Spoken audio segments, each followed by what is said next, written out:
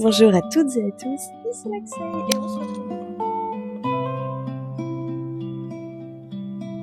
et on se retrouve aujourd'hui pour une nouvelle vidéo pour les favoris du mois de mai. Je filme cette vidéo quasiment à la suite des lectures du mois de mai, donc on est toujours le 1er mai et je suis toujours très à l'heure pour une fois. Comme d'habitude, j'ai mon petit carnet avec toutes mes petites notes et comme d'habitude, je vous mets le sommaire. Et comme d'habitude, les lectures, on va pas du tout en parler une fois parce que j'ai lu que 2 livres, donc je vais pas vous reparler de ces 2 livres. Comme d'habitude, si vous voulez en savoir plus, il y a les chats qui font les andouilles. Si vous voulez en savoir plus, vous avez cette vidéo que je fais tous les mois sur mes lectures de chaque mois. Si jamais ça vous intéresse d'en savoir plus. Ça va les loulous? Bon, les andouilles. Film, j'en ai pas noté ce mois-ci. On en a très peu regardé. On a plus regardé des séries. Donc ouais, film pas du tout regardé. Et séries, du coup, on en a regardé plusieurs. J'ai commencé La Servante écarlate. Je crois que je suis rendue à la saison 2. Parce que ça vient d'être mis sur Netflix. Alors, je connaissais déjà, je connaissais un peu le principe, l'histoire de base. Surtout parce que ma mère, elle regardait et qu'elle en parlait assez souvent. Mais là, du coup, ils l'ont mis sur Netflix. Et du coup, je me suis dit, j'allais regarder. Et c'est franchement pas mal, c'est hyper intéressant. J'ai très hâte de voir comment ça va finir cette histoire. Voilà. On suit June qui est du coup une servante écarlate. Les servantes écarlates, c'est quoi? C'est des jeunes femmes en âge de procréer, en âge d'avoir des enfants, qui sont catégorisées comme pouvant avoir des enfants, puisque du coup ça se passe dans notre époque ou un peu plus tard, où en gros l'humanité arrive de moins en moins à avoir d'enfants et ils ont du coup des servantes qui couchent avec les maris de ces femmes pour avoir des enfants, comme si c'était les femmes qui ne pouvaient pas en avoir, alors qu'on comprend très rapidement que c'est les hommes qui sont devenus stériles. Voilà. Ensuite j'ai commencé Swimming with Sharks. Comment en parler de celle-là? Parce que je regardais les premiers épisodes. Comment dire? On suit Lou qui rejoint un grand studio de mode, si je dis pas de bêtises, et qui de base est juste une simple assistante qui se fait virer et en fait elle marque pas mal et elle finit par être réembauchée par la patronne elle-même. Sauf qu'on comprend très vite que elle est un peu bizarre, qu'elle a menti sur son CV, qu'elle vient pas vraiment des endroits où elle a bossé, qu'il y a un truc louche avec cette fille, qu'elle est pas juste super intelligente et super forte dans son domaine, il y a un truc derrière. Voilà, faut que je continue, j'ai vraiment pas regardé au coup, je vais peut-être regarder les 3 premiers épisodes, mais pour l'instant j'aime bien. Et ensuite, on s'est fait d'une traite la saison 2 de Meurtre mode d'emploi qui vient de sortir. De base, mon dieu. De base, je comptais lire les livres avant de regarder la série, sauf que j'achète moins de livres. C'est clairement pas une de mes priorités en termes de livres que je veux acheter. Donc, la saison est sortie, j'avais déjà commencé à me faire spoiler sur TikTok, et du coup, on a tout regardé en 2 jours, on avait tout regardé. C'était trop cool. Enfin, trop cool. Très traumatisant. Mais toujours aussi incroyable, les jeux d'acteurs, l'ambiance, les mystères, vraiment incroyable. Et là, vu que la saison 2 est sortie, les gens y reparlent des livres et je me suis déjà fait spoiler l'intrigue principale de la saison 3. Un peu dégoûtée, mais bon, c'est le jeu, ma pauvre Lucette. En termes de jeu, on a décidé de faire Cuphead.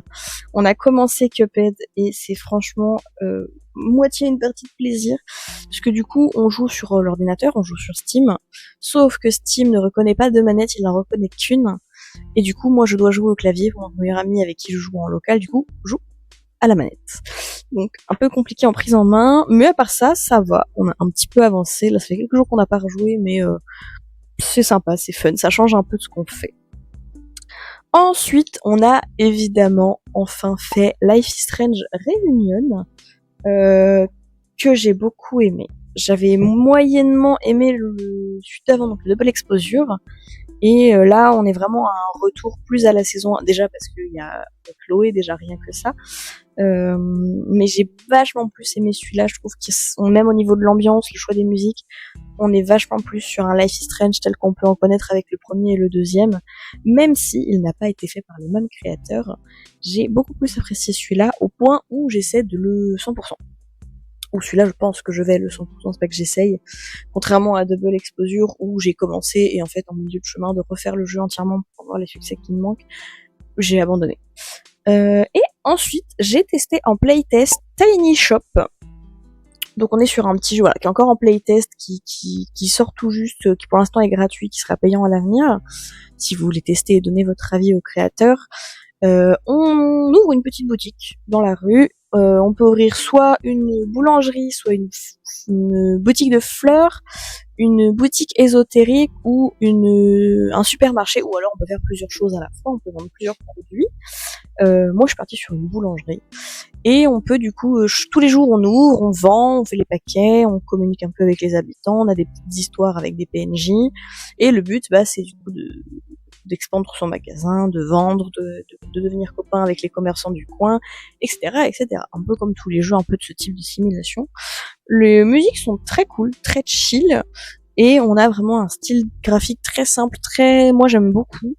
Ça ressemble un peu pour le coup à Tiny Bookshop, sauf que là du coup on a le shop qui est physique et pas qui est sur une roulotte où on voyage dans la ville, mais c'était franchement très cool. En termes d'outfit et de make-up, j'en ai pas noté de particulier. Parce que même au marché de l'Ascension, du coup, vu qu'il faisait moche, j'étais juste en tenue lambda. Mais comme d'hab, si j'ai fait des photos de certaines tenues, je vous ferai un petit panel juste là. En termes de musique, alors j'ai noté ça comme ça, mais je vais expliquer pourquoi après. J'ai noté le CD de Mika. J'ai acheté un CD de Mika en seconde main pour un truc précis, donc je vais parler juste après. Et du coup, voilà, j'ai acheté un CD de Mika. J'ai plus le nom là en tête, mais je vous le mettrai. Et trop contente d'être tombée dessus parce que j'avais besoin de CD, encore une fois pour un truc précis. Et du Mika. On a aussi celui d'Avril Lavigne, un d'Avril Lavigne qu'on a trouvé, mais celui-là, j'entends, il fait l'andouille là. Mais celui-là, je ne l'ai pas encore écouté, donc je ne vais pas le noter.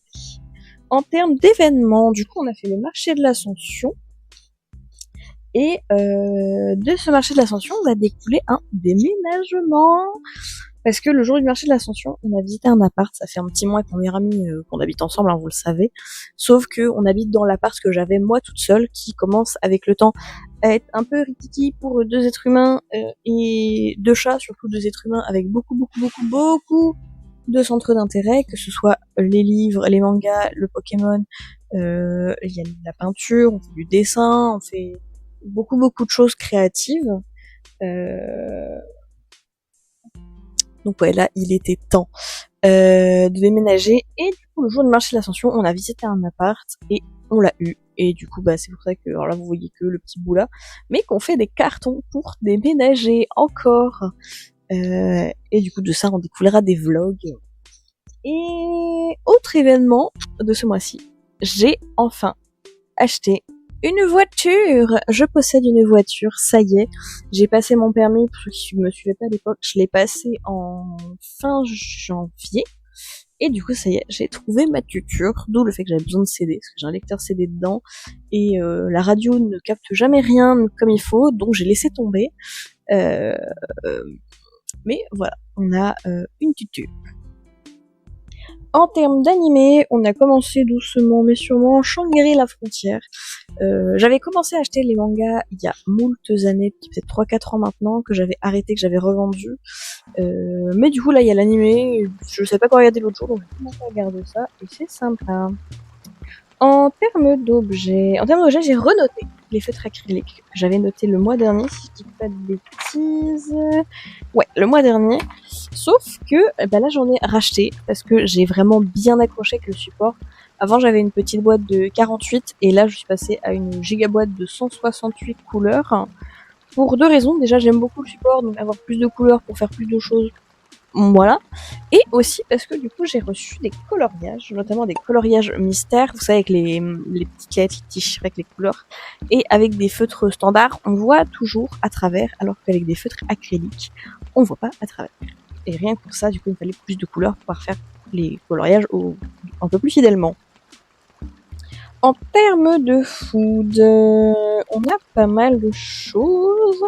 On a testé du coup du café viennois. Moi, le café, j'aime pas le goût du café en lui-même, sauf que je sais que je vais pas m'enquiller une Monster à 9h du mat, ou une Red Bull ou n'importe quelle boisson énergisante. Mais quand je me lève les cheveux fatigués, j'avais envie d'avoir du café. Enfin, de la caféine. Et du coup, j'ai trouvé un café viennois au chocolat. Et franchement, pour ceux qui aiment pas le café, mais qui veulent quand même un effet du café, et franchement, vraiment trop bien. Avec moi, je rajoute un peu de miel ou de sirop de caramel dedans, et c'est banger. Et après, on a testé beaucoup de nouvelles boissons énergisantes. Déjà, on a testé les 2 nouveaux parfums des Celsius, donc limonade orange et kiwi guava. Il me semble que c'est ça. Les deux sont vraiment très bonnes. Petite préférence pour la kiwi guava. On a aussi testé la nouvelle Red Bull de cet été. Je n'ai plus le parfum en tête, mais pareil, pas mal. La Crazy Tiger à la pêche. Pour le coup, voilà, c'est une boisson énergisante à la pêche, c'est un goût de pêche. Il y en a beaucoup déjà. Ça va? Je vous dérange pas? Ils viennent de tourner en rond autour de moi. Hein?